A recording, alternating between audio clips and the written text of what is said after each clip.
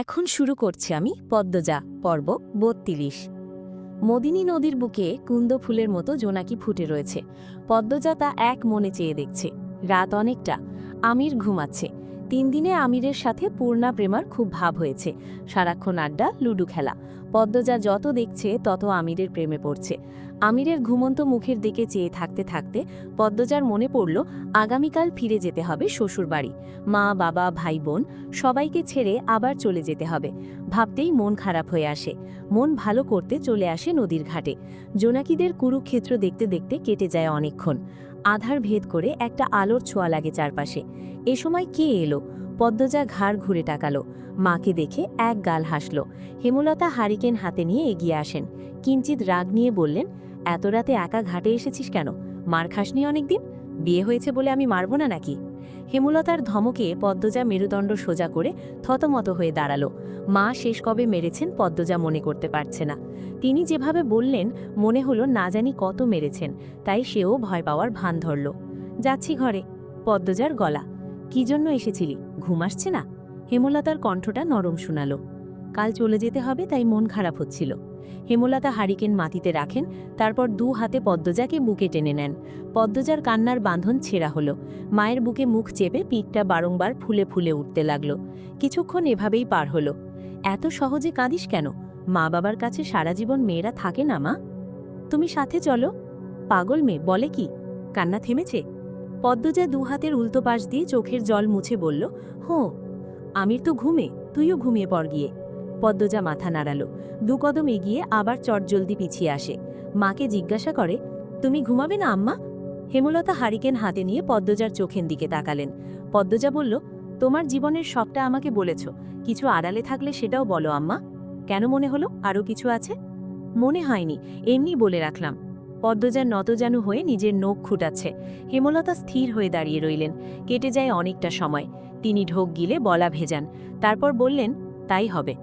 পদ্মজা খুশিতে তাকালো। নিশ্চয়ই এখন সব বলবেন আম্মা।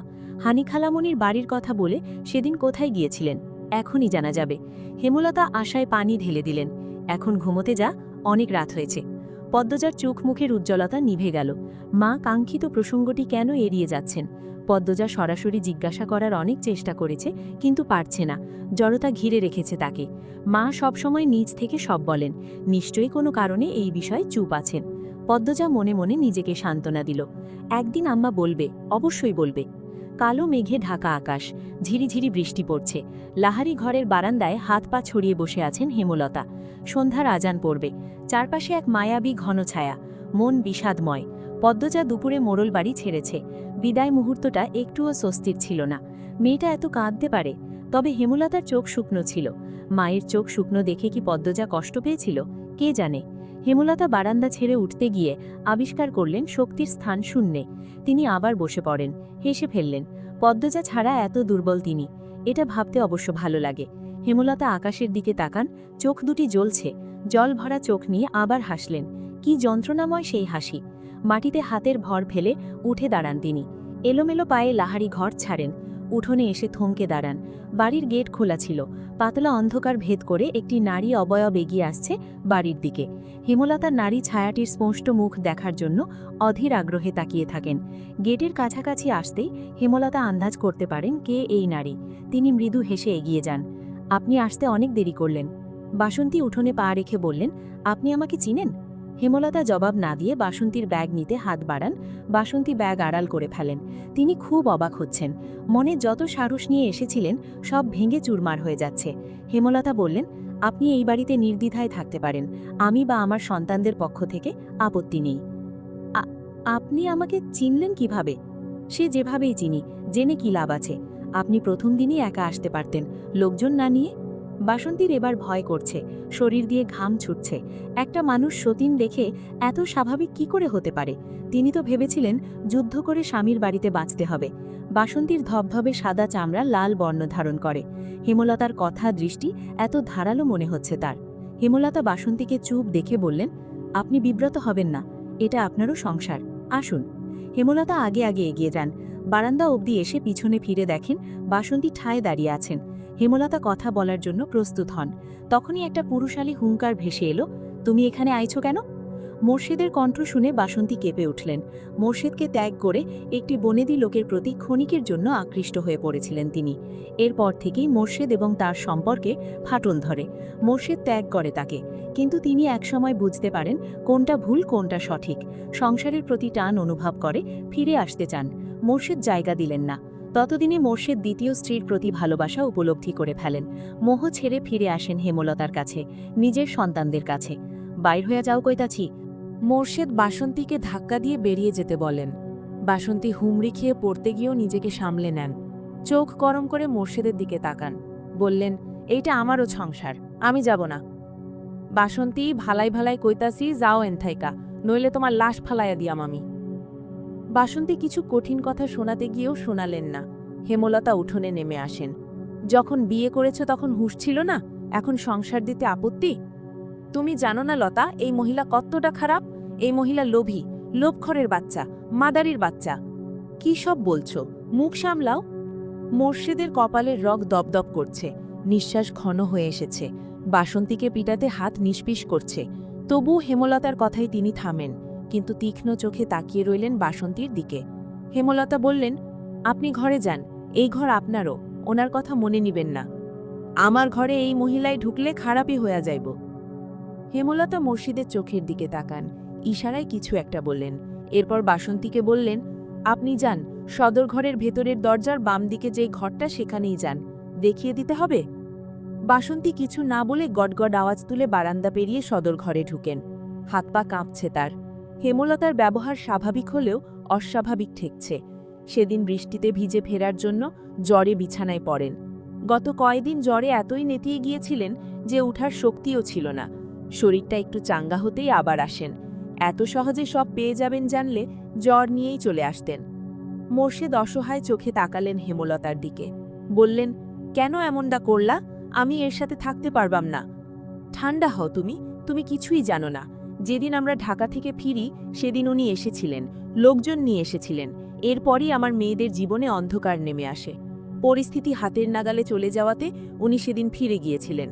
বিয়ের দিন বেয়াই সব বললেন। বেয়াইয়ের কাছে কামরুল মিয়া অভিযোগ করেন।